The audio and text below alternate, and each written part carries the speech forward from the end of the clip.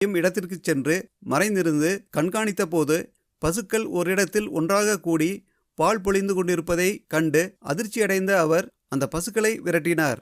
அப்போது அதில் பயந்து போன பசு ஒன்று மிரண்டு ஓட முற்படும் பொழுது பால் சுரந்த இடத்திலேயே அதன் கால் சிக்கிக்கொண்டது. சிக்கிக்கொண்ட தனது காலை உருவிக்கொண்டு ஓடும் பொழுது அங்கே மண்ணில் புதைந்திருந்த சுயம்பு ஒன்று வெளியே வந்தது.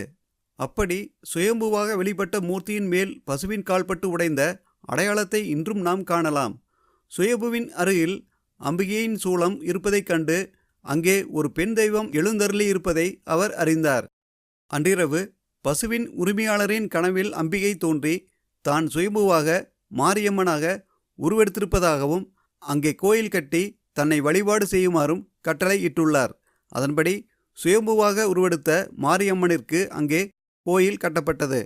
சூலத்திற்கு அருகே கல் இருந்தது.